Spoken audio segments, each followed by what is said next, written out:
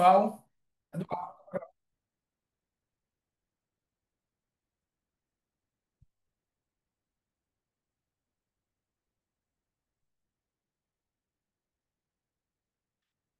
boa noite. Colocou para gravar, Eduardo? Ô, sei, professor, tá gravando aqui. Beleza. Pessoal, bom, deixa eu reforçar ontem, pedir desculpas, né? Mas a minha internet, ela tá com problema. Eu já mudei duas vezes o provedor. Já mudei para um, depois voltei para outro. E aí, infelizmente, hoje eu só consegui resolver por volta das 3 horas da tarde. Ela tá aqui, mais ou menos. Por enquanto não está oscilando. Certo? Então, para não deixar vocês no prejuízo, nós vamos ter hoje essa aula dividida em duas partes. Na verdade, duas aulas que eu estou dividindo em duas partes. Essa primeira parte aí nós vamos fazer uma revisão, certo? Sobre direito penal. E aí, na segunda parte, eu vou revisar com vocês o Estatuto da Criança e do Adolescente. Amanhã eu vou tirar para revisar a parte do processo administrativo disciplinar com vocês e a parte do CISNAD, né? E dessa forma a gente aí abarca, penso eu, 90 a 80 a 90% do conteúdo das disciplinas específicas, certo?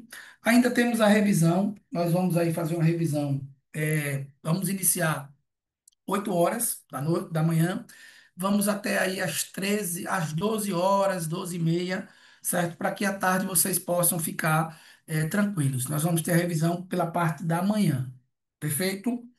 Então, como é que vocês estão aí, Larissa? Tudo bem, Larissa? Tudo bem, Bruno?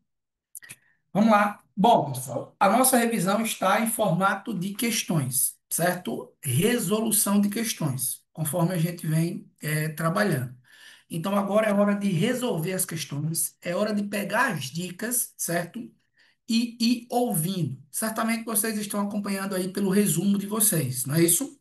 Então, eu vou colocar aqui a questão, que é o padrão de questão que você vai encontrar na prova, e a gente vai tecer comentários, né? Eu vou fazer uma revisão aí rápida, dinâmica, sobre os pontos daquela questão e o que você precisa efetivamente levar para a prova. Fechou? Vamos lá? Ó, pessoal, o primeiro tópico aqui, certo? O primeiro tópico que está no edital de vocês é a lei penal no tempo. Quando a gente fala de lei penal no tempo, eu falo de lei penal ou lei penal no tempo, eu tenho que lembrar a regrinha de aplicação, certo? E essa regra, ela tem relação com o chamado tempo do crime. Fechou? Então vamos lá. Qual é a regra de aplicação da lei penal no tempo? Eu aplico a lei penal vigente ao tempo do crime. Então, eu preciso determinar quando considera-se praticado o crime para determinar qual lei penal eu vou incidir sobre aquele fato criminoso. Então, essa é a relação. Quando que eu considero que o crime foi efetivamente praticado? E aí, pessoal, o tempo do crime, se ele perguntar diretamente qual é o tempo do crime? Teoria, teoria de que mesmo, Eduardo? Teoria da atividade. Considera-se praticado o crime no momento da ação ou da omissão, ainda que outro seja o momento do resultado. Beleza? Fechou aqui? Ó, pessoal, do tempo do crime, certo? Nós vamos extrair algumas questõezinhas. Primeira delas, retroatividade da lei penal. Pergunto e vocês me respondem. A lei penal pode retroagir no tempo? Sim ou não? A lei penal somente retroagirá para beneficiar o réu. Ou seja, eu só posso ter a retroatividade da nova lei benéfica. Compreenderam? Ainda há outro fenômeno. Pessoal, se aparecer na prova essa expressão, ó, abolício ou abolitio criminis. Abolício criminis. E aí, o que é que qual é o conceito, o que é que significa o abolício crimes, que está lá no artigo 2º do Código Penal. Ninguém pode ser punido por fato que lei posterior deixar de considerar como crime, cessando em virtude dela os efeitos da sentença penal condenatória. Exceto, questão de prova, o que é que o abolício crimes não extingue? Quero ouvir vocês no chat. Não extingue a obrigação de reparar o dano. Fechou? Agora, todo e qualquer efeito da sentença penal condenatória, a pena privativa de liberdade, pena restritiva de direito, eventual reincidência penal, esses fatores eles são excluídos pelo abolício crimes. Pessoal, e o que é que eu preciso lembrar para finalizar aqui? O abolício crimes e a nova lei mais benéfica, elas são aplicadas mesmo após o trânsito em julgado da sentença penal condenatória. Fechou? Beleza? Então, ó, extraímos tudo sobre lei penal no tempo, professor. Extraímos. Vamos agora para as questões. A letra A diz assim: a lei penal mais gravosa aplica-se retroativamente aos fatos praticados durante, anteriormente, melhor dizendo, a sua vigência. E aí, isso está verdadeiro ou falso? Isso está falso. Por que está falso, professor? Porque eu só retroajo se a lei for benéfica. A letra B diz assim: a lei penal mais benéfica aplica-se apenas quando já houver sentença condenatória transitada em julgado, aplica-se em qualquer tempo. Falso. A abolício crimes é causa extintiva de punibilidade. Show de bola. Aplicando-se a fatos ocorridos antes de sua vigência. É o nosso gabarito. Beleza? Fechou? Pessoal, vocês conseguem analisar aqui a letra E. A continuidade normativo típica ocorre quando a conduta deixa de ser tipificada pela norma penal. Isso está verdadeiro ou falso? A continuidade normativo típico, a conduta não deixa de ser tipificada pela lei penal. Ela continua como crime. O que ocorre é uma transferência da tipificação da conduta. Professor, me deu um exemplo. Pessoal, o crime, o antigo crime de atentado violento ao pudor, certo? É constituir-se em quê? Em manter qualquer ato libidinoso diverso de conjunção carnal, certo? Hoje, essa conduta ela ainda continua como crime, continua, só que tipificada como crime de estupro. Porque o crime de estupro consiste em quê? Lá no artigo 213, praticar conjunção carnal ou qualquer outro ou qualquer ato libidinoso, mediante emprego de violência ou grave ameaça, sem o consentimento da vítima. Então, a continuidade normativa típica não há revogação da lei penal, da norma penal. Bom, beleza? Fechou? Vamos falar sobre. Olha a palavrinha, pessoal. Vocês estão lembrados que eu expliquei para vocês que a lei penal ela tem extraatividade? Estão lembrados da extraatividade? Consegue me dizer o que é extraatividade da lei penal?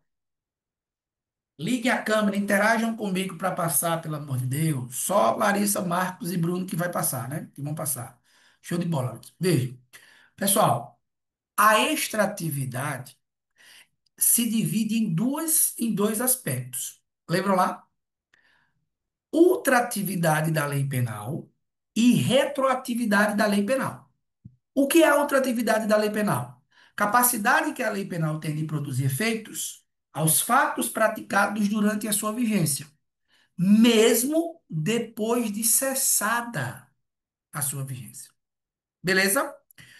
E a retroatividade é o oposto. Capacidade da lei penal retroagir para ser aplicada a fatos que ocorreram antes de sua vigência. O que é que eu preciso lembrar? Tanto a ultra quanto a retroatividade só são possíveis se forem benéficas para a situação do réu. Fechou? Beleza? Essa ultratividade ela é inerente a qual tipo de lei penal? A qualquer uma, inclusive as normas penais. A lei penal temporária e a lei penal excepcional. Beleza? Então, ó, questãozinha aqui de número 2, questãozinha de número 2, certo? Qual é o gabarito aqui, pessoal? Me ajude aqui com o gabarito. Vocês tiveram acesso ontem a essas questões, já dá para todo mundo ter corrigido. Então, é correto afirmar que, bora, coloca o gabarito aqui, pipoca no chat. Letra E, quero ouvir, igual a música de chiclete. Letra E, e aí? A lei penal revogada nunca pode ser aplicada, falso. A outra atividade se aplica apenas às leis penais severas, falso. A outra atividade é um princípio que permite a aplicação de qualquer lei penal, independentemente de ser benéfica ou severa, falsa. A outra atividade só ocorre se a nova lei expressamente determinar. A letra E diz assim: a outra atividade ocorre quando a lei penal, mesmo após sendo revogada, continua a ser aplicada a fatos praticados durante a sua vigência. Belezal? Fechou? Pessoal, dúvidas aqui nessa parte inicial? Então, ó, para a gente fechar, a questão 3 diz assim: não há crime sem lei anterior que defina, mas há pena sem prévia combinação legal. Falso. A lei posterior que, de qualquer modo, repercuta sobre o crime, aplica-se aos fatos anteriores, ainda que decididos por sentença condenatória transitada e julgada. Quero ouvir vocês. Esse item aqui está verdadeiro ou falso? Verdadeiro ou falso? Falso. Não pode ser. Tá certo ou errado? Não pode ser cerrado, mano. Bora. Falso. Errado. Ó, cuidado. O IDECAP, pessoal, preste atenção. A lei posterior que de qualquer modo repercuta. Repercutir, professor, pode ser para melhorar ou pode ser para agravar a situação do réu. Então, essa lei posterior ela só pode ser aplicada se for mais benéfica. O item 2 está falso. Fechou? Beleza? Então, olha o texto do código. A lei posterior que de qualquer modo favoreça ao agente. Aplica-se aos fatos ocorridos anteriores à sua vigência. E o código ainda diz, ainda que decididos por sentença penal condenatória. Fechou? Então o item 2 está falso. O item 3 diz assim: aplica-se a lei brasileira sem prejuízo de convenções, tratados e regras de direito internacional, ao crime cometido no território nacional e o crime praticado em território estrangeiro. Isso daí está verdadeiro ou falso? Hum, a regra é princípio da territorialidade. A lei penal brasileira incide sobre o crime praticado no território brasileiro. O número 4 diz: a lei é excepcional ou temporária, embora decorrido o período de sua duração ou cessadas as circunstâncias que a determinaram, aplica-se aos fatos praticados durante a sua vigência. Item 4 Verdadeiro. está verdadeiro. Verdadeiro. Gabarito, a letra. A internet falhou aí, não, foi? Está dizendo aqui o conexão estável. Filha da. Não, Ó, falhou não, professor. eu estou evitando xingar palavrão. Então, essa internet sem escrúpulos.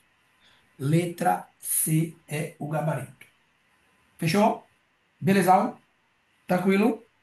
Pessoal, vamos agora para a lei penal no espaço. Ó, tranquilo, né? Qual é o princípio que rege a aplicação da lei penal no espaço? Princípio da territorialidade. Beleza?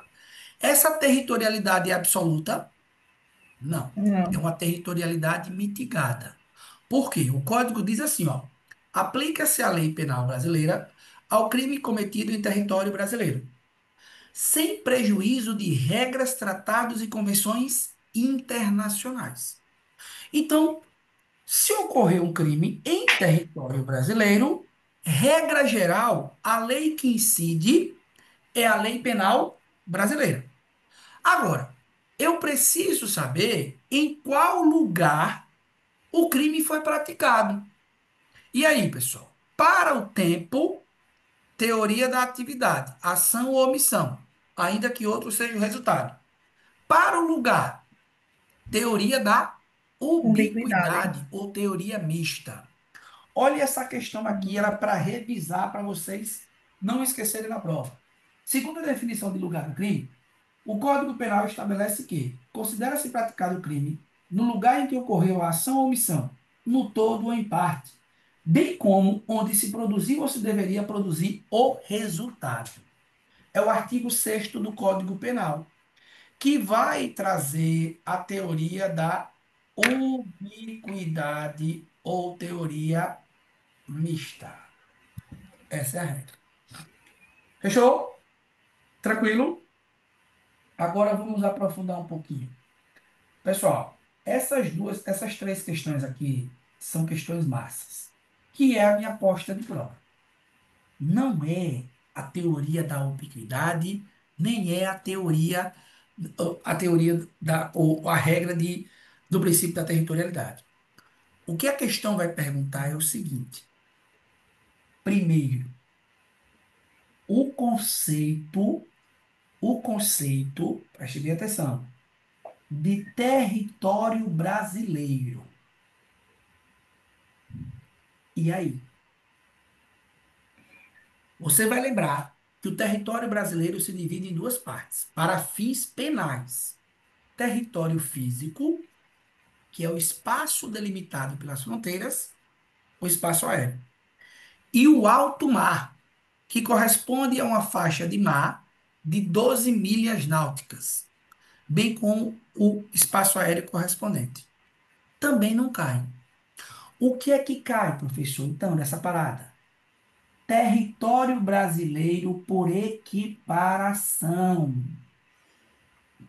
também chamado de território jurídico. Fechou? Quer ver como vai cair? Vai cair dessa forma, viu? Pessoal, eu só quero o gabarito com a letra, viu? Nada de discutir, em nome de Jeová. Coloca aqui para mim, todo mundo, o gabarito com a letra, sem explicação, da questão 6. A alternativa da questão 6. Letra C.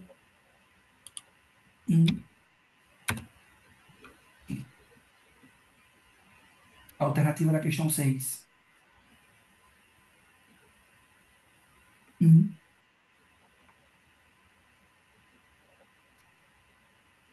Preste atenção. Já viu aquele ditado? Uma coisa é uma coisa, outra coisa é outra coisa. Qual é o gabarito da questão 6, professor? Letra D, de dado. Errei. Perguntem, questionem. Oi, Luana. Foi. Vamos Eu lá. errei. Eu coloquei a letra C, É, não vai errar mais. Vou ler. Por partes. mas a letra D está certa mesmo, depois que eu li agora. Isso. Vou ler por partes. Um cidadão alemão pratica um crime de lesão corporal grave contra um cidadão belga. Ele praticou o crime onde? A bordo de um navio público brasileiro quando se encontrava ancorado no porto argentino. Olha a salada de fruta. Pergunta: esse crime foi praticado dentro ou fora do território brasileiro? Dentro ou fora? Dentro ou fora? Ele foi praticado dentro do território brasileiro. Porque o primeiro aspecto do território por equiparação, navios e aeronaves, embarcações e aeronaves públicas ou a serviço do governo brasileiro, onde quer que se encontre. Gostei. Território brasileiro. Segundo aspecto, embarcações e aeronaves privadas ou a serviço da Marinha Mercante, que se encontrem em alto mar ou no espaço aéreo correspondente. Território brasileiro. E se o crime ocorreu no território brasileiro, o princípio é territorialidade ou extraterritorialidade? Territorialidade. Compreenderam a parada? Vão errar na prova? Não. Ó, a primeira questão da sua prova, o examinador vai jogar com o conceito de território brasileiro por equiparação. Só que ele não, ele pode contar uma historinha, como contou aqui. Pronto, eu já identifiquei. Beleza? Fechou? Agora, se o crime é praticado fora do território brasileiro, nós vamos para qual princípio agora? Princípio da extraterritorialidade. Beleza? Vamos ver aqui, pessoal. Agora, vamos botar para a questão. Na ordem. Na questão de número 5, né, diz assim: a letra A. A sentença penal estrangeira que obriga o condenado a reparar o dano causado pela conduta pode ser homologada. Sublinha essa parte aqui, ó. Independentemente de pedido da parte interessada. Falso. Porque para ser homologada depende de pedido da parte interessada. Para efeitos de aplicação da lei penal brasileira, as embarcações públicas são consideradas extensão do território nacional, desde que esteja em alto mar. Verdadeiro ou falso aí, pessoal? Falso. Onde quer que se encontre. A pena cumprida no estrangeiro só gera efeitos naquela imposta quando ambas forem da mesma natureza. Falso. Cumprimento de pena não vai ter na prova de vocês, mas se for idêntica, computo. Ou se for idêntica, computo. Se for diversa, atenuo a pena. A lei é excepcional, mesmo que cessadas as circunstâncias que é determinado, aplica-se ao fato praticado durante a sua vigência. Verdadeiro. É o nosso gabarito. Porque a letra E vai tratar justamente do que a gente vai explicar agora, que é o princípio da extraterritorialidade. Pessoal, nós construímos no resumo que extraterritorialidade é o quê? A aplicação da lei penal brasileira ao crime praticado fora do território brasileiro. Beleza? Porque se for dentro, princípio da territorialidade. Até aqui, beleza? Só que a extraterritorialidade se divide em três partes, ou três tipos. Lembra quais são elas? Extraterritorialidade Tá. incondicionada, condicionada e hipercondicionada. Explicando cada uma delas. Incondicionada, o código diz assim: aplica-se a lei penal brasileira ao crime praticado fora do território brasileiro, ainda que o agente seja absolvido no estrangeiro. Traduzindo, independente de qualquer circunstância, eu aplico a lei penal brasileira.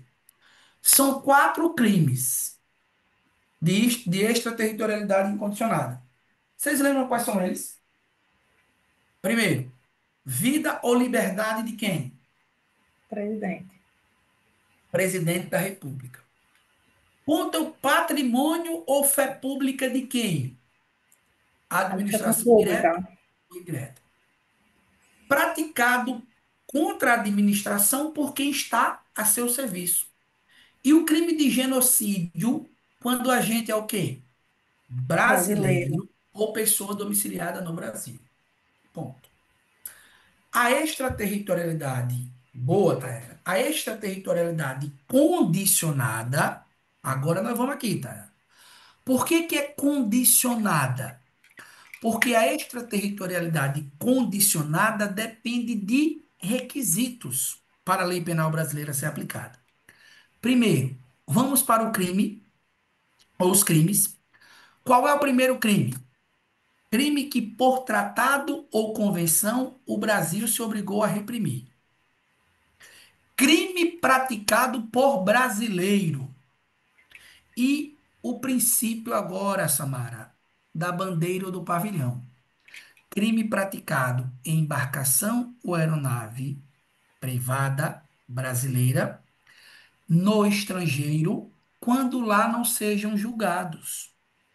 Então, o princípio do pavilhão ou da bandeira é uma das hipóteses de extraterritorialidade Condicional. condicionada, porque eles não são considerados territórios brasileiros, se eles estiverem em território estrangeiro. Fechou? Beleza? Então, por exemplo, se um crime for praticado a bordo de um avião da Gol nos Estados Unidos, beleza? Donald Trump mandou deportar todo mundo. Pá, os caras vêm embora, não vem? Aí um brasileiro matou o outro brasileiro lá, no avião da Gol. Não julgou lá. Pode aplicar a lei penal brasileira? Pode, mas depende de condições. Qual é a primeira condição? Vocês lembram? O agente entrar em território brasileiro. Qual é a segunda condição? Vocês lembram? Dupla tipicidade. O fato também ser punido lá no estrangeiro. Qual é a terceira condição? O agente não ter sido absolvido ou, por qualquer outro modo, extinta a punibilidade. Então, nessas hipóteses, eu somo todos os requisitos e aplico a lei penal brasileira. Fechou? A extraterritorialidade hiper é uma hipótese. Crime praticado contra brasileiro no estrangeiro. É contra. Reúne todas as hipóteses de extraterritorialidade com mais duas. Mais duas. Requisição do Ministro da Justiça não ter sido concedida ou negada a extradição. Aí eu aplico a lei penal brasileira. Beleza? Fechamos. Dúvidas? Olha a revisão, como eu estou revisando ponto a ponto. Vamos para lá? Bom, pessoal, então aqui a gente finalizou, certo? Tem essa questãozinha aqui, né? A questão 7 diz assim: a lei penal brasileira não se aplica aos crimes praticados no estrangeiro, falso. A extraterritorialidade só é aplicada quando houver tratado internacional, falso. Crimes contra a vida ou a liberdade do presidente da República praticados no estrangeiro são sujeitos à lei penal brasileira, independentemente se o agente for absolvido ou condenado no estrangeiro. Letra C, de caso. Dúvidas? Dúvidas? Vamos para imputabilidade penal. Revisar hipótese ou todos os aspectos sobre imputabilidade penal. Pessoal, primeiro ponto. O que é imputabilidade penal? É um dos aspectos da culpabilidade, né? Lembra que eu falei para vocês que crime é fato típico, ilícito e culpável? Que a culpabilidade tem três elementos. O primeiro deles, que é o único que vai cair na prova, é a imputabilidade penal. O que é imputabilidade penal? Capacidade ou não do agente responder criminalmente pela conduta, analisando o quê? A sua capacidade de discernimento. O que é que vai cair na prova? Causas de inimputabilidade penal. Lembram? Eu falei para vocês, pessoal, que a imputabilidade ela é aferida por três critérios. Eu tenho um critério biológico, eu tenho um critério psicológico e o critério biopsicológico. Lembram? Se a prova perguntar assim para vocês, qual dos três critérios o código adota para determinar a imputabilidade? E o psicológico. Biológico, psicológico ou biopsicológico? E o psicológico. Hum? Bora? Veja. O código, ele Professor, os adota três. os três, certo? No entanto, ele não vai perguntar. mas a regra é o critério biopsicológico, certo? Por quê? Somente uma hipótese de inimputabilidade incide no critério biológico, que é o menor de 18. Fechou? Ó, somente uma hipótese incide no critério psicológico. Qual é essa hipótese? Vocês conseguem lembrar? Psicológico? Sim. Desenvolvimento retardado ou incompleto?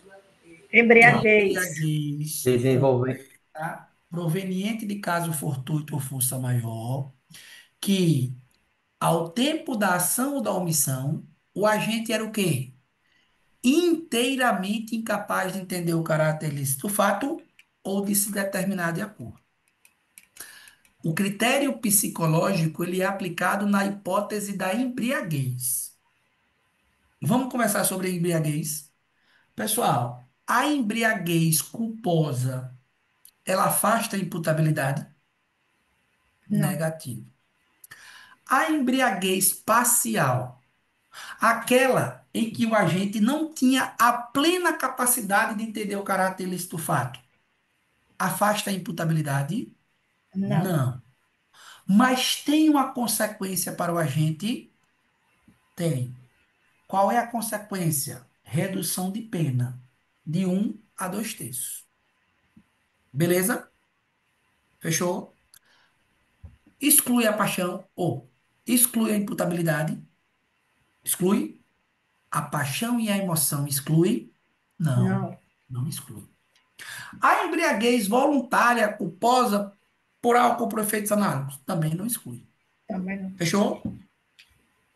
Pessoal, se ele colocar uma afirmação assim, ó, presta atenção, eu queria que vocês me jogassem verdadeiro ou falso. Doença mental é causa de inimputabilidade. Se fosse só assim, eu colocaria falso, porque está Errado. incompleto. Verdadeiro ou falso? Errado. Boa. Por quê? O Porque código adota como regra o critério biopsicológico.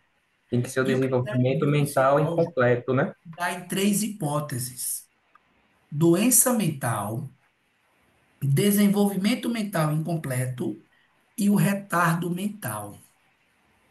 Beleza?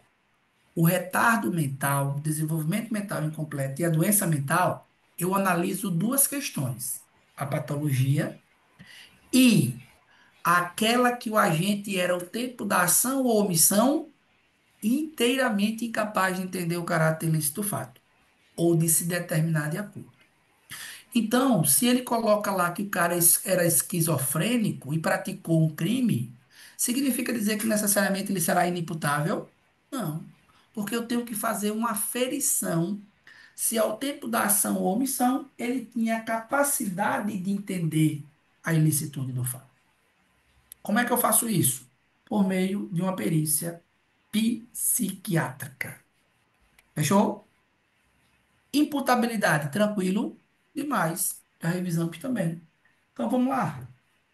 Questãozinha de número 8. Com base no Código Penal, sobre a imputabilidade, marca C para as afirmativas certas e E para as afirmativas erradas. Após analisar a alternativa que apresenta a sequência correta. Beleza? Os menores de 18 anos são penalmente inimputáveis, ficando sujeito às normas estabelecidas na legislação especial. Verdadeiro ou falso? Verdadeiro. Verdadeiro. A emoção e a paixão exclui a imputabilidade penal? Falso. Falso. A pena pode ser reduzida de 1 a 2 terços, se o agente, em virtude de perturbação de saúde mental ou por desenvolvimento mental incompleto ou retardado, não era, ao tempo da ação, não era inteiramente incapaz de entender o caráter ilícito do fato ou de se determinar de acordo. E aí, está certo ou errado? Certo. Certíssimo. Qual é a ordem mesmo? Gabarito, letra C de casa. Certo. Letra C de casa. Fechou? Hum. Questão de número 9. Tomando por base o título 3 do Código Penal Brasileiro, que trata da imputabilidade, assinale a afirmativa abaixo. É isento de pena o agente que, por doença mental ou desenvolvimento mental incompleto ou retardado, era ao tempo da ação ou da omissão parcialmente incapaz? V ou F? Falso. Falso. Os menores de 18 anos são penalmente inimputáveis, ficando sujeito à norma da legislação. São fatores que excluem a imputabilidade, a paixão e a emoção. Falso. E é isento de pena o agente que, por embriaguez completa, proveniente de caso fortuito de força maior, era ao tempo da ação ou da omissão inteiramente incapaz de entender o caráter ilícito do fato ou de determinar-se de acordo. Verdadeiro. Verdadeiro. Itens 2 e 4 estão corretos. Segundo o que dispõe o Código Penal Brasileiro, a embriaguez voluntária ou culposa ou pelo álcool, substância de efeito análogo, é causa. Qual é o efeito? Eu Não vou me marcar exclui. que não exclui a imputabilidade. Beleza? Fechou? Pessoal, para cá. Tá vendo que eu estou indo bem fixando. Já matamos lei penal no tempo, no espaço. Já matamos imputabilidade penal. Certo? Qual é o próximo tópico que o seu examinador cobrou? Concurso de pessoas. Fechou? Eu expliquei para vocês teoria da pena, tudo, mas vamos focar no concurso de pessoas. O que é o concurso de pessoas? O que é? Quando duas ou mais pessoas concorrem para a prática do crime. Beleza? O código diz assim, no artigo 29, quem de qualquer modo concorre para o crime, incide nas penas a este combinadas, na medida de sua culpabilidade. Fechou? Pessoal, eu expliquei para vocês que o concurso de pessoas, ele precisa de 5 ou de 4 elementos. Vocês lembram quais são os requisitos para ter concurso de pessoas? Ó, quais são eles? O IAME subjetivo, Show. a pluralidade de agente, PA. PA é o quê, professor? Pluralidade de agentes. RC. Relevância das condutas. Ó, UI. Unidade de infrações ou de infração. E o nosso liame. Liame o quê? Subjetivo. Explicando cada um deles de forma bem simples. A pluralidade de agentes é a presença de duas ou mais pessoas concorrendo para a prática do crime. A relevância das condutas é que, efetivamente, os agentes devem ter contribuído para o resultado, contribuído de forma direta ou indireta. A identidade de infrações é que todos os concorrentes incidem no mesmo crime, na mesma infração. E o liame subjetivo é o ajuste, o desígnios de vontade, o objetivo comum entre todos os agentes, que é a prática do crime. Beleza? Se não tiver presente os 4, eu não tenho o concurso de pessoas. Fechou? Dúvidas? Vamos aprofundar agora? Pessoal, o que é que a gente marca na questão aqui de número 11?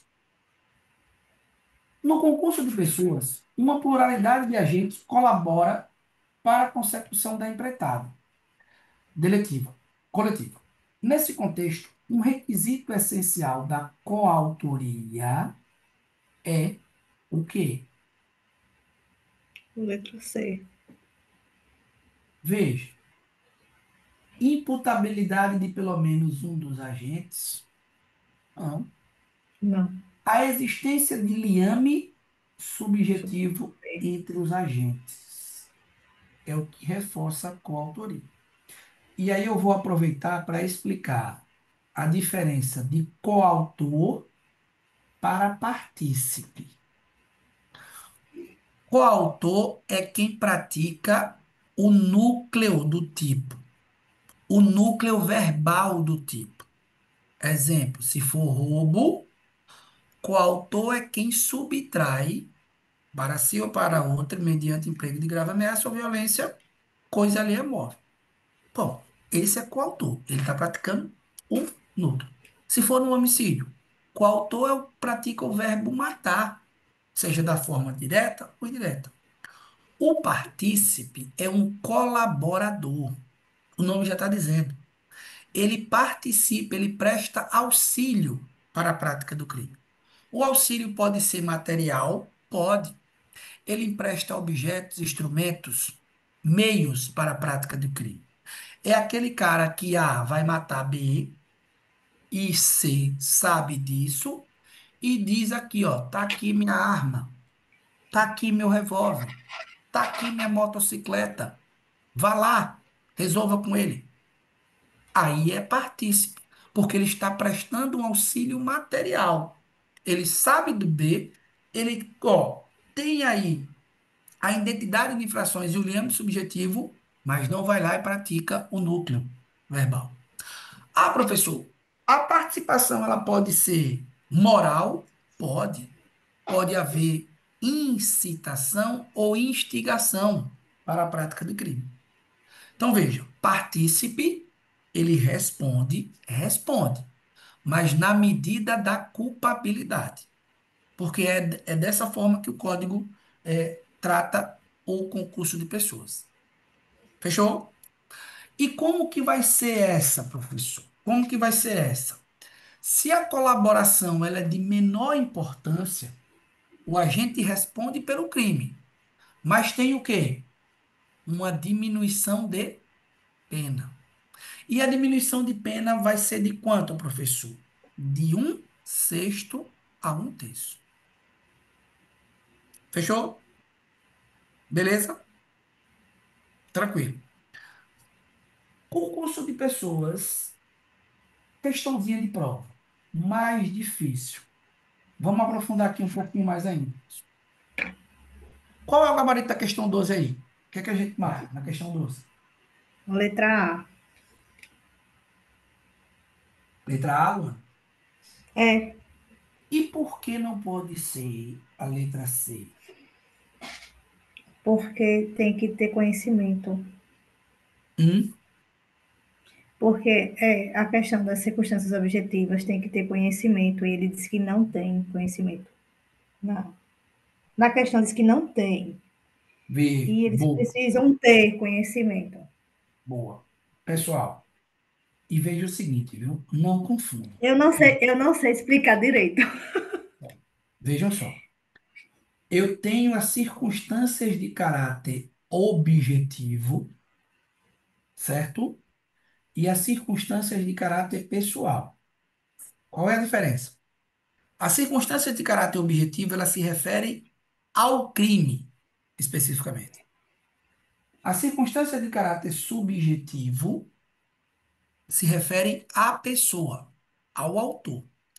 Então, as circunstâncias de caráter objetivo são as elementares do tipo penal. Matar, subtrair. Olha o que é que diz aqui. Presta atenção. Ele diz assim: as circunstâncias objetivas se comunicam, mesmo que o autor não tenha conhecimento delas. Ele está dizendo que o indivíduo vai ser coautor, mesmo que não haja liame subjetivo. Ajuste para o resultado. Isso aqui é falso, certo? Eu puxei essa questão aqui para explicar para vocês as circunstâncias de caráter pessoal. Esse sim. As circunstâncias de caráter pessoal, elas se comunicam, por exemplo, quando um dos coautores ele é reincidente, ele tem um aumento de pena, não tem? Tem. Essa circunstância de caráter pessoal, ela vai transferir para os demais coautores a causa de aumento de pena? As Não. circunstâncias de caráter pessoal não se comunicam aos coautores, exceto, Se for elementar a salvo, pena. bora, que é a questão, Se quando for elementar, elementares do tipo penal. Sabe como é que vai cair? Vai cair, ó, furto versus peculato. Professor, que porra tem a ver isso? Pessoal, a conduta do furto e do peculato é praticamente a mesma, só que o verbo é diferente. No furto é subtrair para si ou para outra coisa ali é móvel. No peculato é apropriar-se o funcionário público de bens ou valores de que tenha posse em razão do cargo, né? Ou usá-lo aí de forma regular. Então veja, a conduta é praticamente a mesma. E ele vai contar uma historinha em que duas pessoas, dois indivíduos, tem um concurso de pessoas, dois ou mais, tenham, subtraíram um bem, ó, um bem móvel, certo? De uma repartição pública. É essa jogada. Ele vai dizer que A é funcionário público e B é particular. Captaram a parada? Se B sabe da condição de A de funcionário público, B vai responder por furto ou por peculato?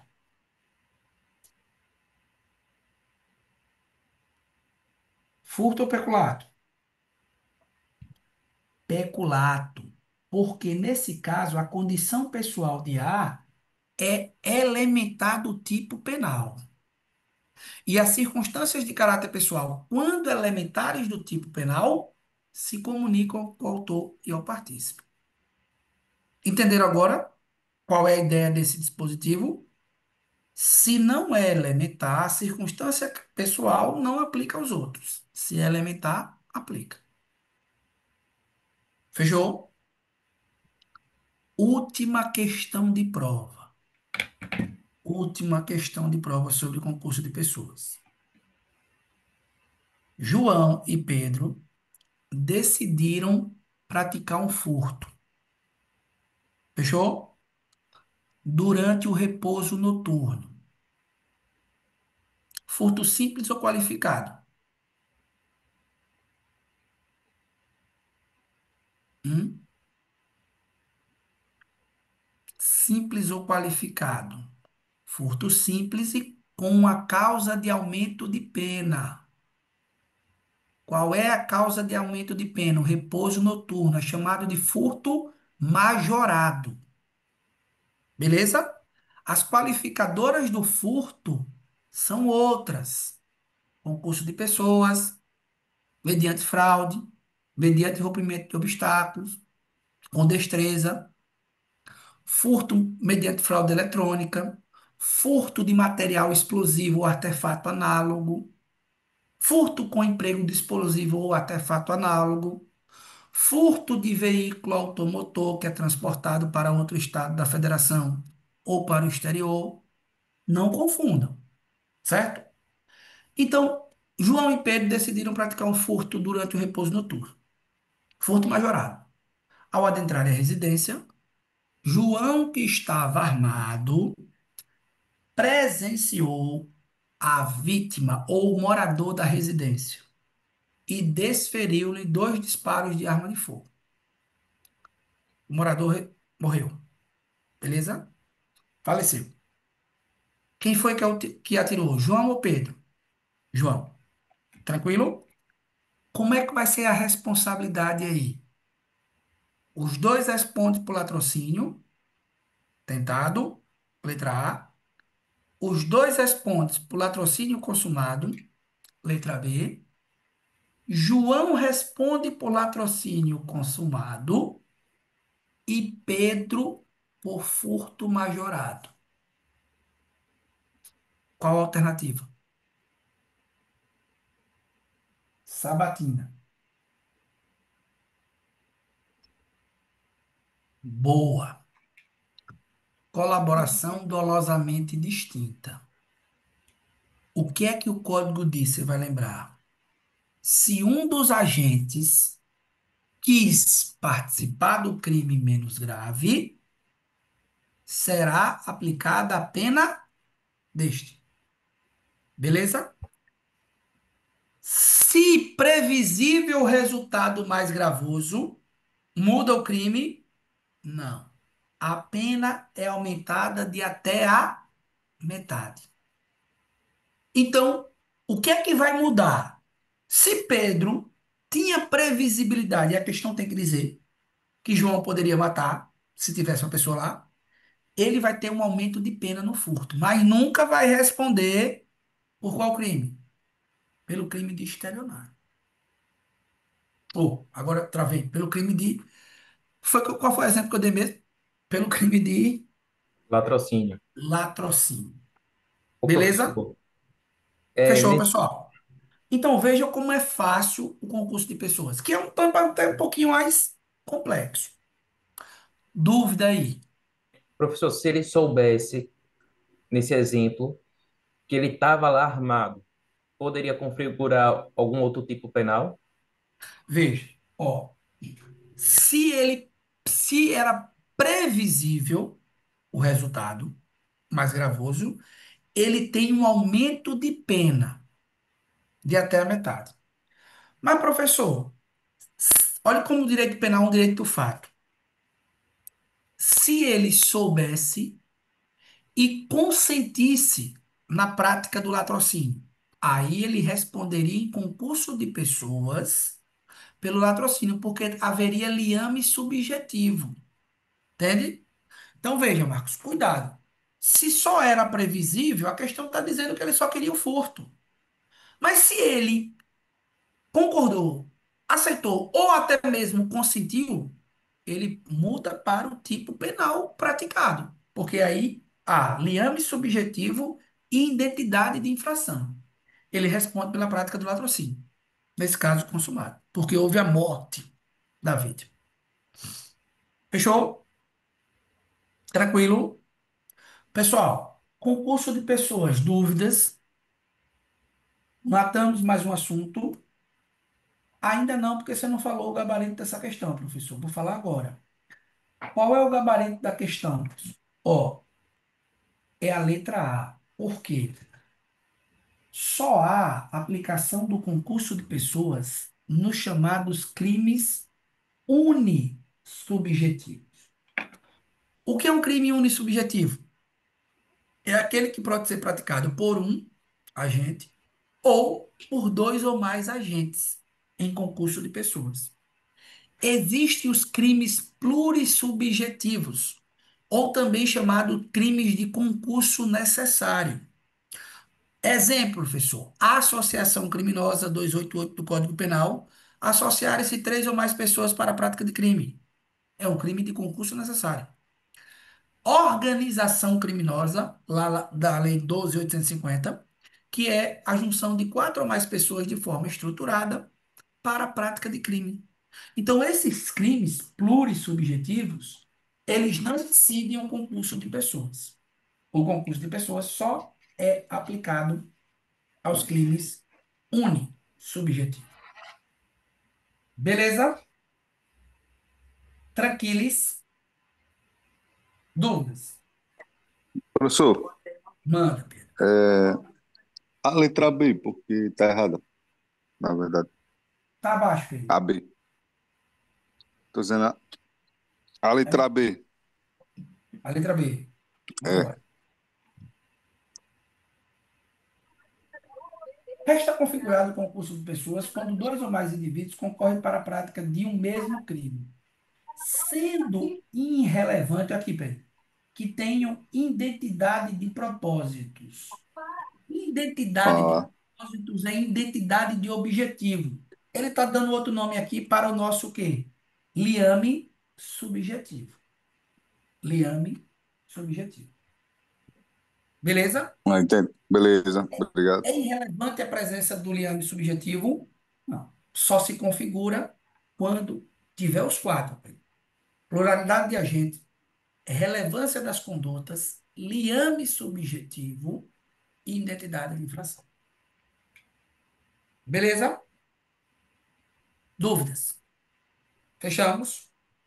Pessoal, Beleza, como a gente obrigado. vai estender um pouquinho, eu vou nessa aula cadenciando, eu vou parando pouquinho em pouquinho, certo?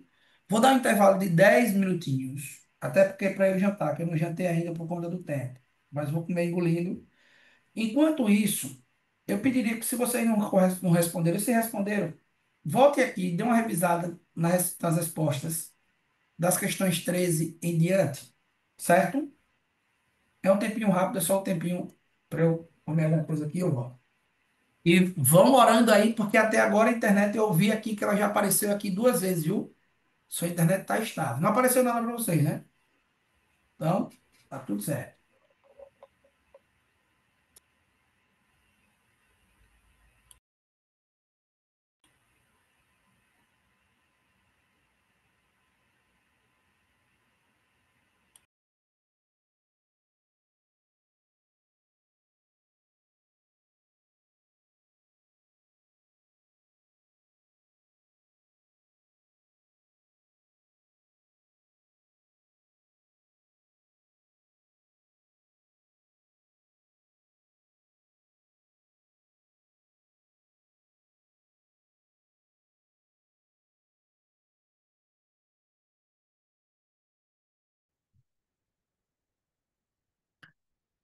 Bom, paramos na questão de número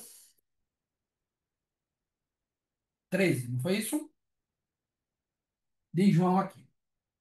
Bom, pessoal, revisão agora da parte de crimes e eu vou aproveitar para fazer um resumo com vocês da lei de tortura, certo? Deixa eu só abrir um, já para deixar aqui branco.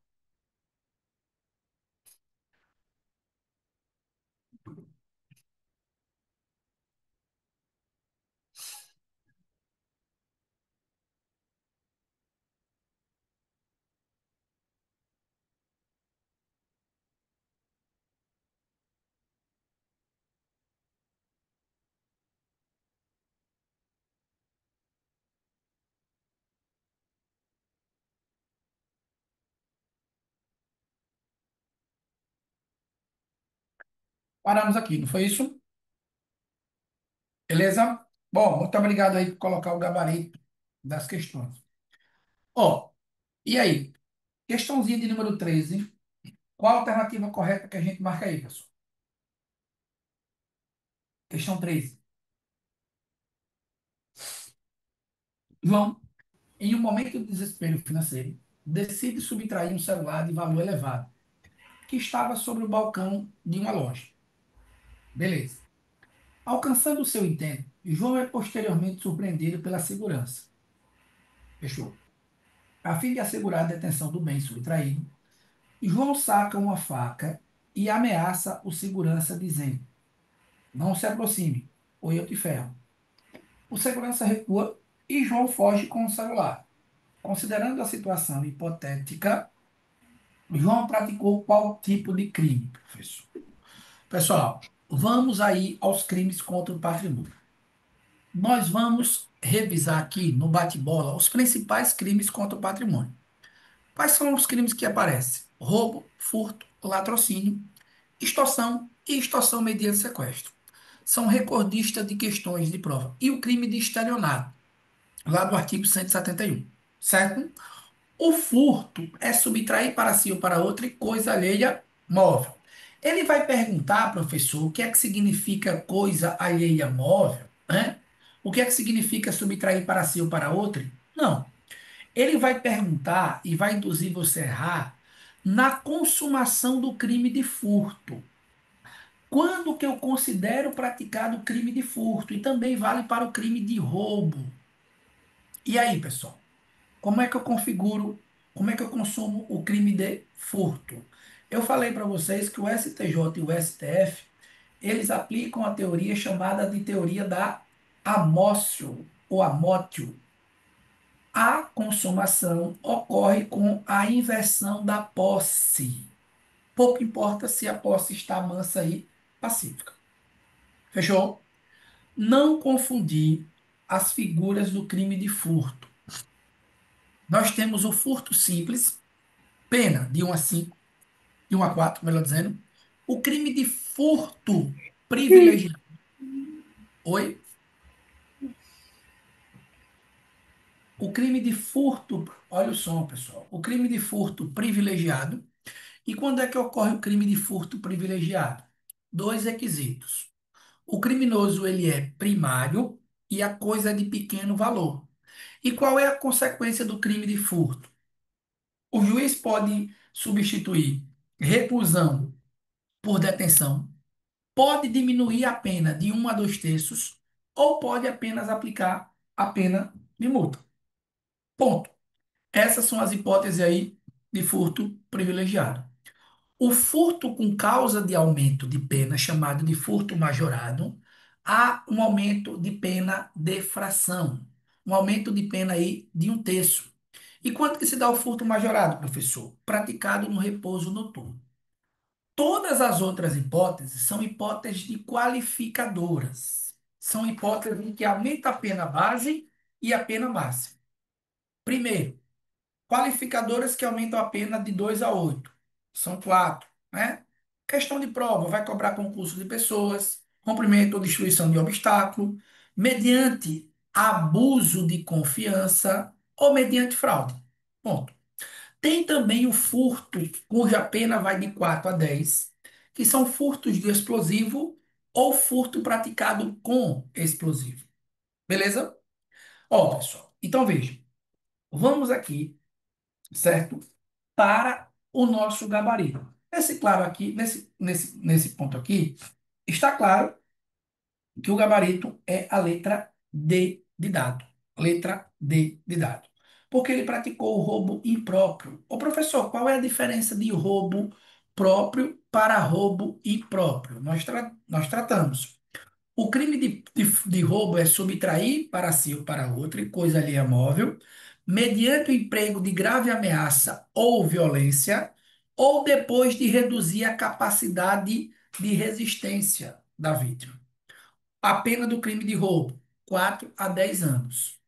No roubo impróprio, pessoal, a grave ameaça ou a violência, ela é empregada posteriormente à subtração com o objetivo de garantir, de assegurar a posse da coisa. Pena, a mesma. Não há diferença da pena, certo? No crime de roubo, é o oposto do furto. O furto nós temos várias qualificadoras e uma causa de aumento de pena. No roubo, nós só temos duas qualificadoras. Vocês lembram quais são as qualificadoras do crime de roubo? São duas. Se resulta lesão corporal grave, pena 7 a 18. Se resulta morte, pena de 20 a 30 anos de reclusão. Se resulta morte, nós temos qual crime? O crime de latrocínio, que é o artigo 157, parágrafo terceiro do Código Penal. Questãozinha de prova que ele sempre pergunta: consumação do crime de latrocínio. E aí, pessoal, quando que o indivíduo vai responder por latrocínio consumado e quando que ele vai responder por latrocínio tentado? Consegue? Simples. Ocorreu morte, latrocínio consumado, independente de qualquer questão. Ah, mas o objeto não foi subtraído, houve a subtração tentada. Não importa. Havendo morte, latrocínio consumado. Não havendo morte, a subtração foi consumada, mas a morte foi tentada, latrocínio tentado. É simples de acertar a questão. Se ela está dizendo que houve a morte da vítima, você responde na alternativa como latrocínio consumado. Se não houve, latrocínio tentado. Fechou? Professor, uma dúvida. Como eu vou conseguir diferenciar uma lesão grave para uma tentativa, nesse caso de Beleza. latrocínio? Vamos lá, Marcos.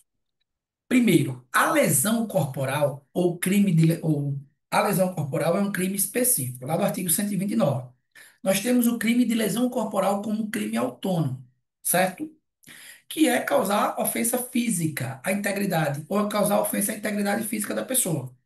Essa lesão corporal pode ser leve, grave ou gravíssima, a depender da consequência.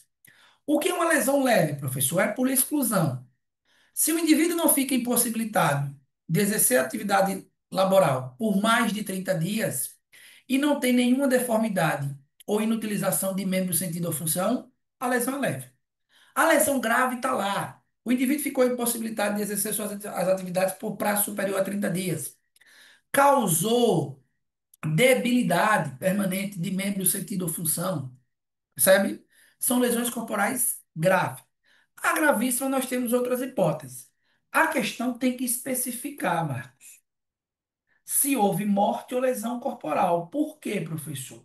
Porque ele não pode cobrar para você diferenciar, porque o crime de lesão corporal não está no edital.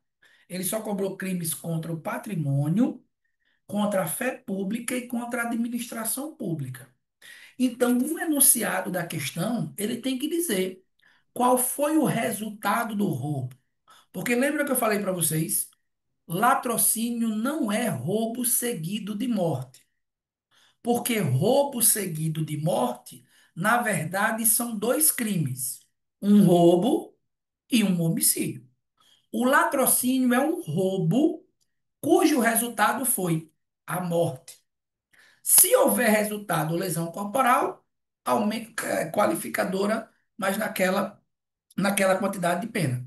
Então, ele tem que lhe dizer no enunciado da questão se o resultado que foi gerado foi uma lesão corporal grave ou gravíssima ou um latrocínio. Beleza? Eu entendi. Toda vez que Fechou? aparecer a questão da lesão corporal, vai estar lá especificado que vai ser um roubo, né? Exato.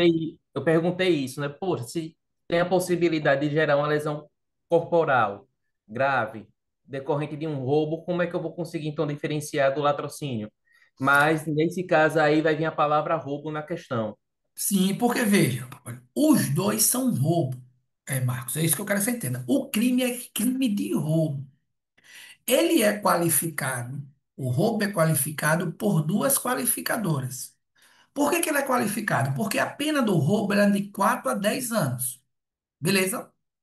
Se o roubo resulta, ou melhor dizendo, se do emprego da violência resulta lesão corporal grave, essa pena passa de 7 a quanto que eu falei? 18, né? De 7 a 18. Entendeu? Se da violência resulta a morte, o roubo passa a pena de 20 a 30. E tem um nome jurídico para o roubo com resultado morte. Qual é o nome? Latrocínio. Entendeu? É só um nome, digamos assim, teórico, mas o crime não deixa de ser um crime de roubo. Beleza? Fechou? E preste atenção. Pessoal, para que haja qualificadora, para que o aumento de pena possa incidir, o resultado morte ele tem que ser proveniente de quê? Do emprego da violência. Beleza? Ó, se João aborda Pedro para subtrair o seu relógio e mediante emprego de grave ameaça, porque o roubo é com grave ameaça ou violência? Grave ameaça, Pedro tem um infarte e morre, certo? João vai responder por qual crime? Roubo simples ou roubo qualificado, latrocínio. roubo simples, e nesse caso, em concurso de crimes com crime de homicídio, que vai ser avaliado se foi culposo ou doloso. Mas se a questão está dizendo que a morte foi proveniente da grave ameaça, não tem crime de latrocínio. Captaram? Só tem crime de latrocínio se o resultado morte foi produzido pela violência. Fechou? Beleza? Beleza. Pessoal, então vamos para cá para a questãozinha. Como em prova. Agora essa questão, ó, para a gente diferenciar dois crimes que são próximos e o examinador gosta de abordar as suas diferenças, que é o crime de estelionato e o crime de furto mediante fraude. Nessa questão aqui está claro. Nós temos aqui, ó, Joana, servidora pública, aposentada, decide aplicar um golpe sofisticado. Criando um site falso que imita o da Receita Federal, ela passa a enviar e-mails para idosos entre 60 e 68 anos, informando sobre o suposto reembolso automático de tributos pagos a maior. No e-mail solicita que a vítima informe seus dados pessoais, certo? E bancários. Diversas pessoas acreditando na veracidade das mensagens, mandaram fornecer os dados e em seguida têm suas contas esvaziadas. Joana é descoberta após a denúncia anônima e responde o processo criminal. Pessoal, qual é o crime aqui que Joana será processada? É o crime de estelionato, lá do artigo 171 do Código Penal, que é obter para si ou para outrem vantagem ilícita em prejuízo alheio, né, induzindo alguém em erro mediante artifício ardil ou qualquer outro meio fraudulento. O crime de estelionato, eu vou lembrar que, em regra, ele se processa mediante o quê? Ação penal pública condicionada. Tem exceção, professor? Tem. Quando o crime ele é praticado contra a administração pública, contra a pessoa vulnerável, contra a pessoa maior de 70, o crime será de ação penal pública incondicionada. Então, nesse caso aqui, gabarito letra E. De Isso não é elef... B, não. Oi? Não é letra B, não. Hã? Não é letra B, não. A conduta. Confundi. Letra B. A conduta de Joana caracteriza estelionato eletrônico, sendo crime de ação pública condicionada à representação. Gabarito, de fato, a letra B de bom. Hum, Me falem aqui o gabarito dessa questão 15 e vocês, acertando, conseguem identificar furto mediante fraude ou estelionato. Pessoal, Carlão aqui praticou qual crime? Furto ou estelionato? Furto. Estelionato. Não pode ser os dois. E aí? Presta atenção. O que foi que eu. Olha, eu expliquei. O furto mediante fraude, ele é diferente do estelionato. Por quê? Vamos lá. No furto, qual é o verbo? Subtrair. No estelionato, qual é o verbo? Obter vantagem devida. Como é que eu vou lembrar? No furto, não pressupõe a entrega ou a conduta, a entrega da coisa ou a conduta ativa pela vítima. Porque o agente subtrai, retira do poder da vítima coisa alheia móvel, aplicando para isso uma fraude. No estelionato, não. Pressupõe, certo? Ou um artifício fraudulento ou uma conduta ativa da vítima que forneça voluntariamente a coisa. Professor, como é que eu vou identificar? Sempre analise a subtração ou não. Carlão, utilizando-se de aparelho eletrônico adquirido no mercado paralelo da internet, O. Fraudou dispositivo de energia elétrica de sua residência e de seu estabelecimento, resultando na demonstração de um consumo menor. Pessoal, nesse caso aqui, está havendo uma subtração da energia por meio de fraude? Não. Ele está apenas obtendo uma vantagem. Qual é a vantagem? Pagando um valor menor do que efetivamente o valor real da conta. Então, se há, ó, isso daqui, nós não temos uma conduta de subtração, mas sim uma conduta de obtenção de vantagem. Então, Luana, a infração aqui é a infração penal do artigo 171, com, com via de regra, com ação pública condicionada à representação. Fechou? Pessoal, instalou ligação clandestina, não está pagando a conta de energia, está subtraindo diretamente. Furto mediante fraude. Alterou o medidor, está obtendo vantagem indevida. Nós temos o crime de estelionato. Tranquilo?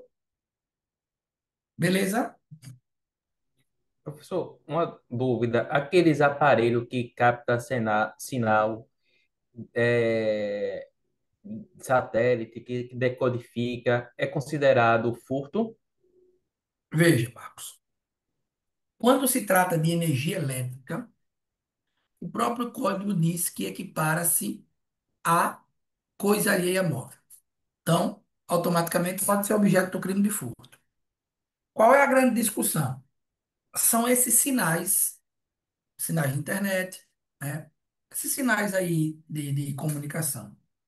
O entendimento é que sinal de internet não é equiparado a coisa alheia móvel. Sinal de satélite não é equiparado a coisa alheia móvel. Então, se eu sento do lado da sua residência e tem celulares que conseguem, né, achar a senha, e eu boto a senha, começo a captar o sinal de Wi-Fi. Estou praticando crime de furto? Não. Entende o Supremo Tribunal Federal que essa conduta é conduta atípica. Porque sinal de internet não é equiparado a coisa alheia à móvel. E sinal de satélite também não, Marcos. Então, se você conseguir decodificar o sinal de satélite da CIA, você pode utilizar e não está praticando crime. Beleza? Fechou? Ó, gabarito aqui da questão, letra E. Vamos agora, só para fazer a diferença, só para a gente reforçar aqui, pessoal, eu vou revisar com vocês, porque os crimes contra a administração pública é leitura seca, os crimes é só analisar a conduta e o verbo para a gente fechar aqui nos crimes contra a administração. Então, ele quer que você faça uma análise das condutas configurando ou enquadrando em furto, roubo, contrabando ou descaminho. Ó, iludir, no todo ou em parte, o pagamento de direito ou imposto devido pela entrada e pela saída do consumo de mercado ou pela saída ou pelo consumo de mercadoria. Esse crime aqui é o crime de descaminho. O crime de descaminho basicamente é o quê, professor? Quando você deixa de efetuar o pagamento do tributo na entrada e saída de mercadoria. Pratica crime de descaminho. Quando você importa ou exporta mercadoria proibida, aí o crime muda. O crime é de contrabando. Contrabando. Subtrair para si ou para outro coisa alheia ao movimento mediante de grave ameaça ou violência, ou depois de reduzir, é o crime de roubo. E o crime de furto, subtrair para si ou para outro coisa alheia móvel. Então, qual é o crime, qual é a sequência aqui? Descaminho, roubo, contrabando e furto. Descaminho, roubo, contrabando e furto. Letra C, o gabarito aqui da questão. Fechou? Um servidor público que utilizou o veículo oficial para realizar serviços. Está praticando, pessoal, qual crime? Quem utiliza veículo aí, quem utiliza bem da administração pública para a prática de crime. Está utilizando o para si, em proveito próprio. O crime do artigo 312 é apropriar-se ao funcionário público de dinheiro ou valor de qualquer outro bem, ou público ou particular, de que tenha posse em razão do cargo, ou desviar o proveito próprio. A questão fala, ó, no peculato equiparado, que é o peculato uso, que é quando o servidor público aí, ele usa em proveito próprio valor, bem ou valor de que tenha posse. Letra D de dado. Essa questão eu coloquei para a gente revisar. Quem oferece ou promete, pessoal, vantagem devida a funcionário público? Qual é o crime? Corrupção Oferecer ativa. corrupção ativa. Quem retarda ou deixa de praticar ato de ofício indevidamente? Ó, para satisfazer interesse ou sentimento pessoal. Prevaricação. Cuidado. Se for interesse ou sentimento pessoal, comete o crime de prevaricação. Se for com finalidade lucrativa, para obter vantagem, comete o crime de corrupção passiva. Conduta equiparada à corrupção passiva. Fechou?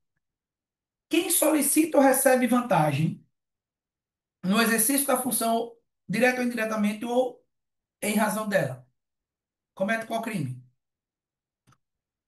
Corrupção ativa, prevaricação, corrupção passiva.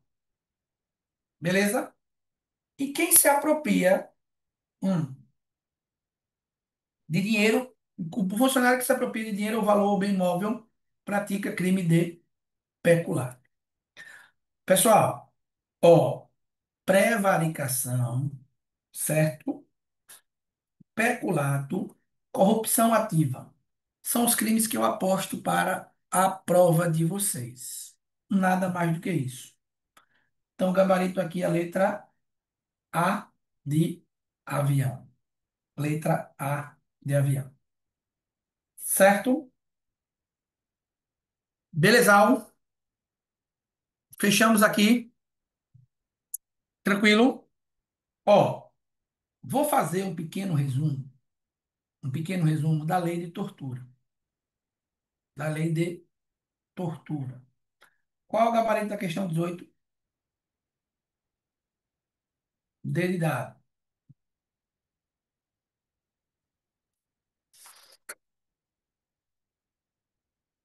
Duas questõezinhas sobre tortura.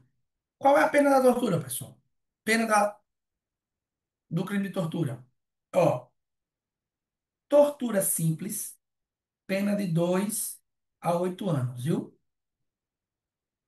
Tortura qualificada depende da qualificadora, certo? Lesão grave ou gravíssima, a pena vai de 4 a 10 anos.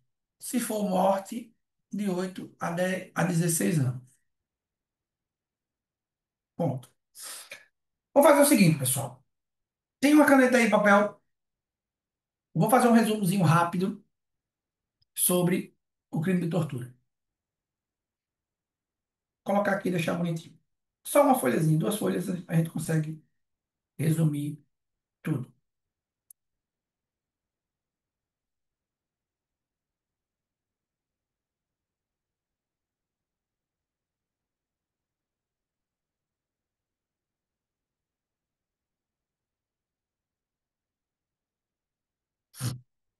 Lei de tortura. É a lei 94 quanto? 9455, né? Barra 97. Pessoal, primeiro, ó, nós temos que saber a natureza do crime de tortura. O crime de tortura ele tem três características, certo? Qual é a primeira característica, professor? Crime inafiançável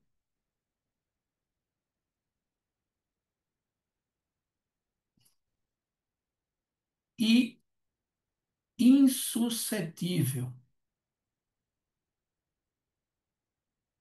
Insuscetível de quê? Graça e anistia. Bom, fechou? Coloca aí. O condenado inicia o cumprimento da pena,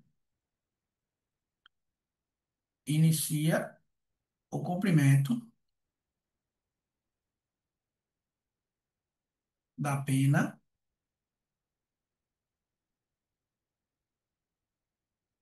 em regime fechado,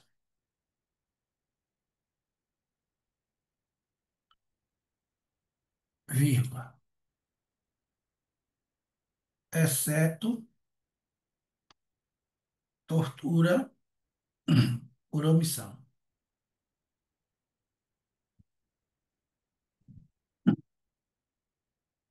Exceto tortura por omissão. Beleza? Professor, e o crime de tortura? O que é o crime de tortura? Coloque aí o crime.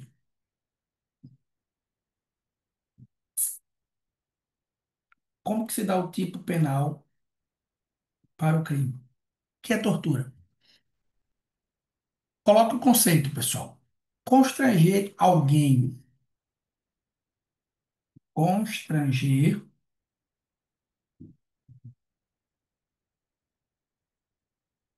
alguém com emprego,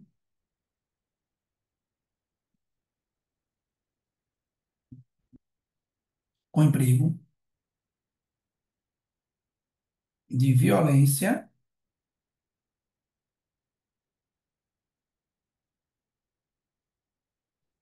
ou grave ameaça.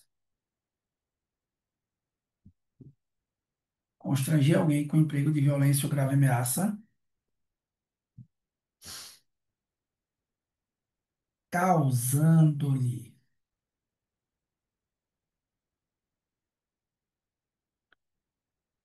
sofrimento físico ou mental.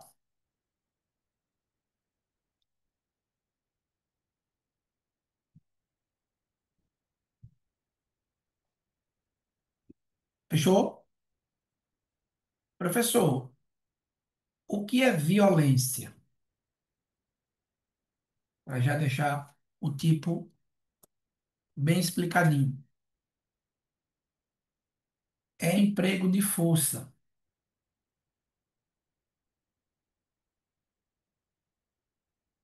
certo? Ó, mediante lesão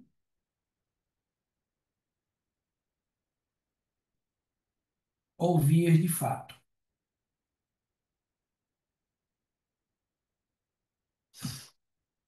O que é grave ameaça, professor?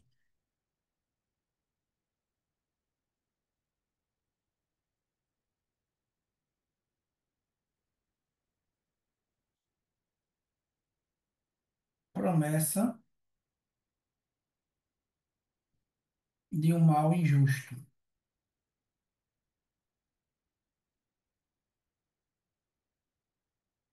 Fechou?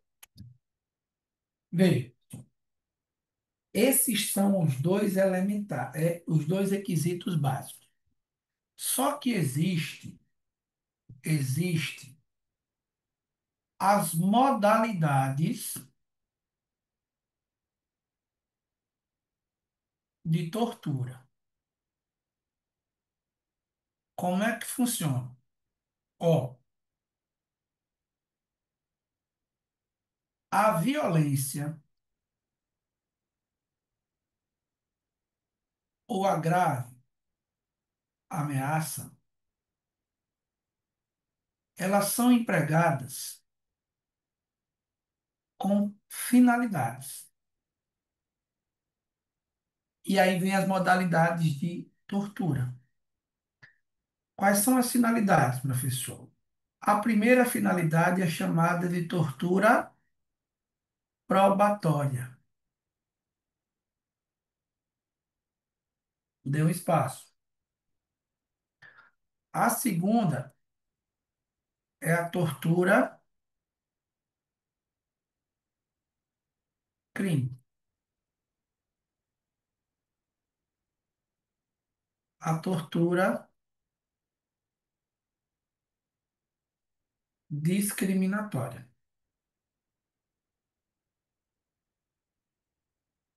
Então, é como é simples. Constranger alguém mediante grave ameaça ou violência, causando-lhe sofrimento físico ou mental, com a finalidade de, primeiro, obter a tortura prova, informação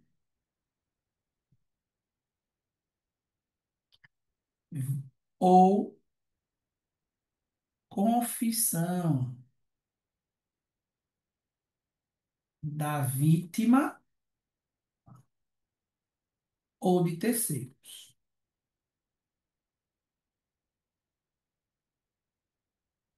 Tranquilo? Então, o menor lá no Senan presenciou um crime. Aí o agente socioeducativo pega ele e dá um pau, né? Pega ele e bota no saco, né? Para quê? Para que ele faça ou para que ele confesse, participe, ou melhor dizendo, esclareça a circunstância. Tortura probatória. Ponto. Ó, a tortura, crime, é constranger alguém mediante grave ameaça ou violência, causando-lhe sofrimento físico ou mental. Para quê, professor? Com a finalidade para quê? Provocar ação ou omissão de natureza criminosa. Então, você tortura alguém para que essa pessoa pratique um crime. Você causa uma grave ameaça a ele para que ele pratique o crime. E a tortura discriminatória é em razão de discriminação racial ou religiosa. Beleza? Pessoal, só para constar, viu, também aqui, se quiser colocar aqui na natureza, ó, o crime de tortura, ele é equiparado a hediondo. Tem exceto, professor? Tem. Exceto tortura, omissão. Bom, beleza? Fechou? Pessoal, preste atenção agora em uma questão de prova, viu? Ó, isso cai constantemente. Faça uma distinção de duas coisas. Tortura majorada é diferente, é diferente de tortura qualificada. Qual é a diferença, professor? Na tortura majorada, tem um aumento de 1/6 a 1/3 de pena. Na tortura qualificada, a pena mínima e máxima é aumentada. A pena vai a 4 a 10 anos. E antes que eu me esqueça aqui, né, pessoal? Nós já até explicamos. O crime de tortura, o crime base, ele tem pena de quanto? A pena dele é de 2 a 8 anos de reclusão. Certo? Então, veja. 4 a 10 se resulta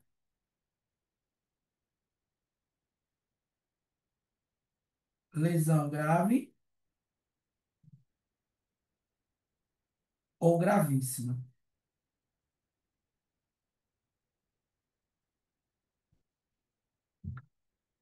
8 a 16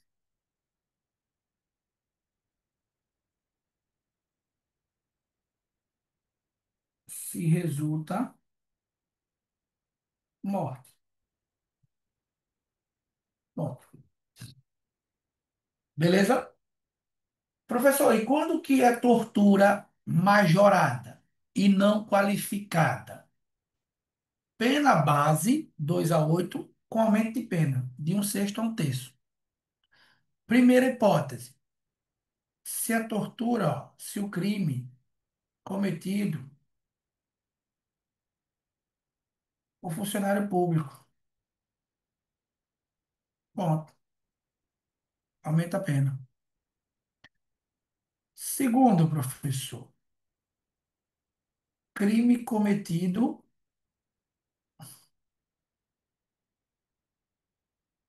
mediante sequestro.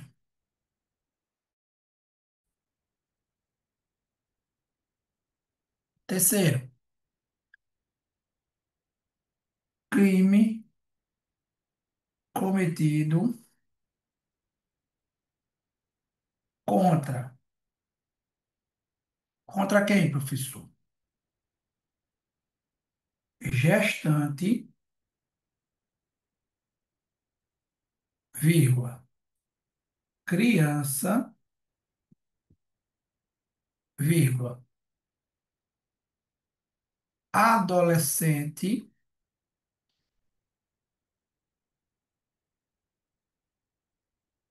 vírgula, pessoa com deficiência e maior de 60.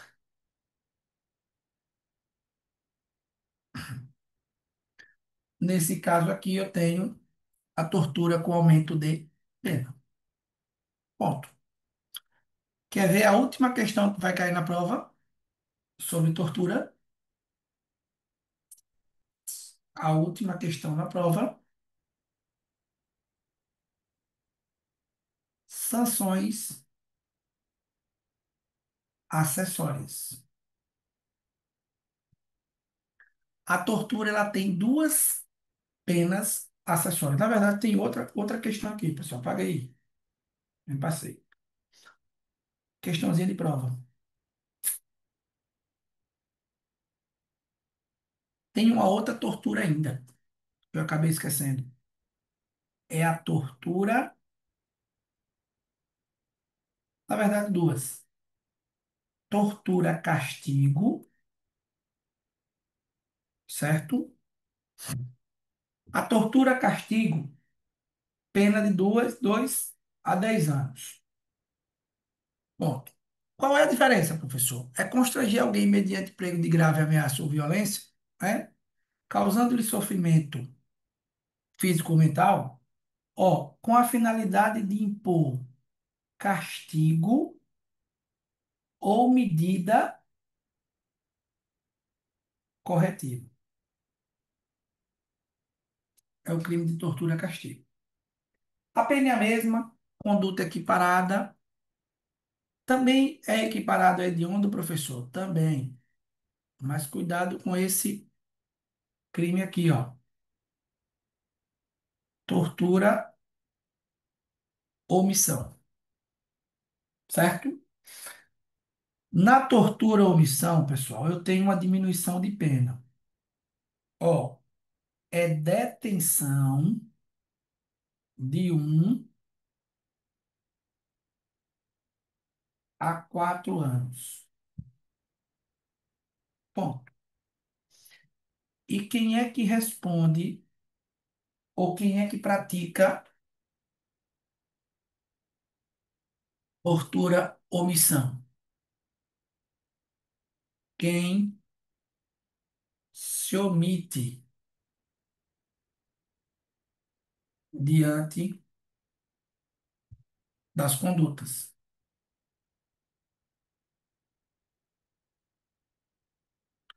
Mas é qualquer pessoa, professor? Não. Quando tinha o dever,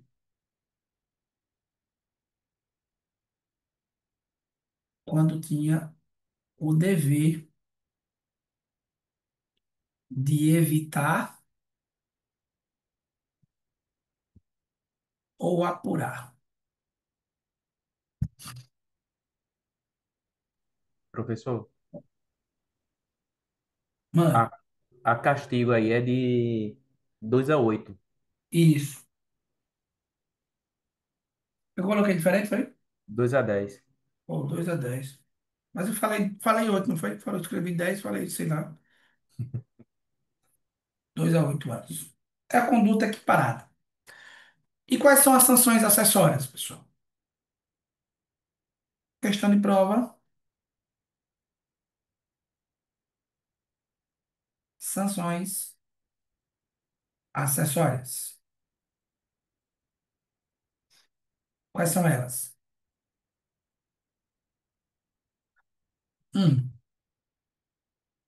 perda do carro, se for servidor, né? Dois, interdição para o exercício, interdição para o exercício pelo dobro da pena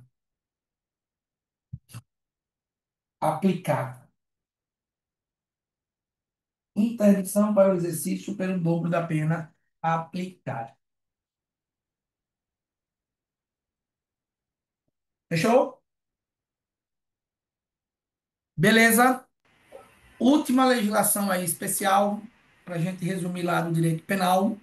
Professor, Manda. uma dúvida sobre a questão de iniciar em regime fechado, o STF, ele já Veja. entende que não é obrigatório. Isso, Ana, veja. A lei expressamente, antigamente a lei dizia que cumpria em regime integralmente fechado. A lei expressamente fala que o condenado por crime de tortura, ele inicia o cumprimento da pena em regime fechado, exceto a tortura por omissão. Só que esse dispositivo, como a nossa banca é uma banca literal, eu coloquei para vocês. Só que esse dispositivo, ele não se aplica na prática. O Supremo declarou ele inconstitucional e disse o seguinte, ó, o regime de pena, o regime de pena, ele depende da quantidade. Já que vai cair, eu vou falar rapidão. Pessoal, já que pode cair, né? Não acredito, mas pode. O regime fechado. Quando é que o indivíduo cumpre pena no regime fechado? Quando a pena ela é superior a 8 anos de prisão. No regime semi-aberto, quando a pena é superior a 4, igual ou inferior a 8 anos. E no regime aberto, quando a pena ela é inferior a 4 anos. Então, Ana, segue essa sistemática aqui, certo?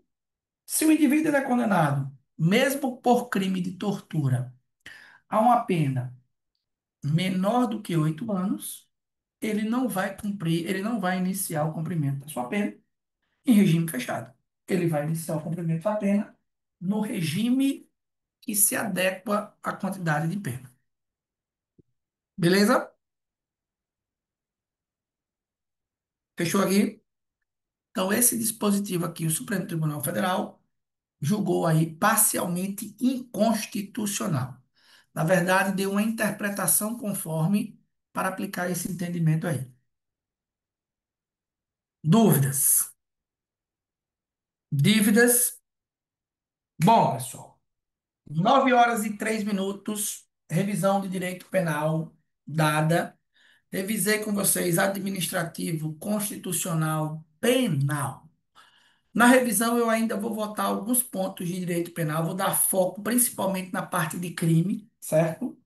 E aí a gente fecha, vai fechando cada vez mais as possibilidades. Vou descansar, vou parar 40 minutinhos, certo? A gente vai voltar por volta de 9h40 aí, porque nós ainda temos aula hoje, que seria, essa aula é a aula de ontem que eu estava devendo, né? Hoje, daqui a pouquinho, a nossa aula de hoje para revisarmos o Estatuto da Criança e do Adolescente, certo? Alguém, por gentileza, mande-me o gabarito no privado. Ou, falta responder a 20 e a 21.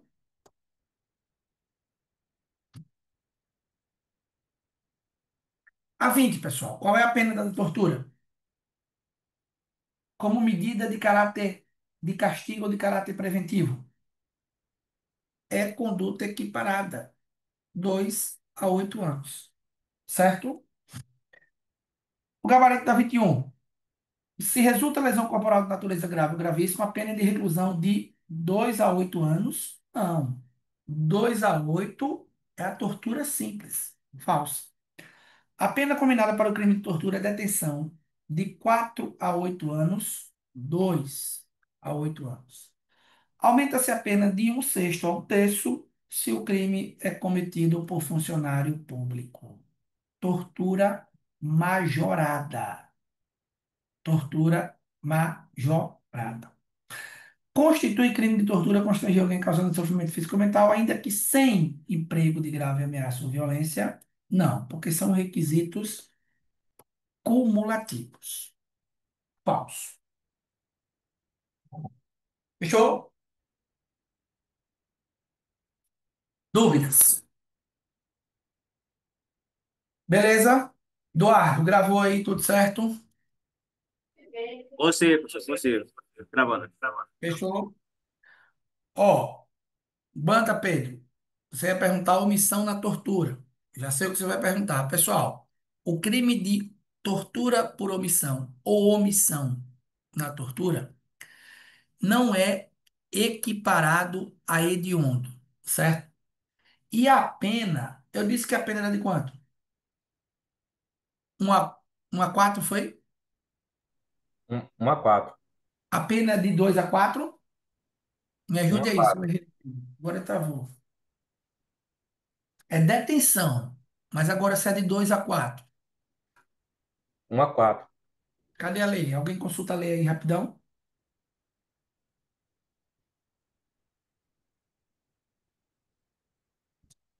Parágrafo 2, professor. Parágrafo do segundo, Primo- isso. Do artigo 1º, Isso. de 1 a 4. Quem se omite em face dessas condutas que mantinha o dever de atuar ou apurá-la, incide na pena de 1 a 4 anos de detenção, não é isso? Beleza. É 1 a 4, Pedro. Então eu não errei, certo? Não errei. Simples, pessoal. Resumozinho da lei de tortura aí, página em branco, mas resumimos a lei toda na sua íntegra. Dúvidas? Não? Então daqui a pouquinho nós voltamos aqui no mesmo lugar e no mesmo canal, viu? Até já.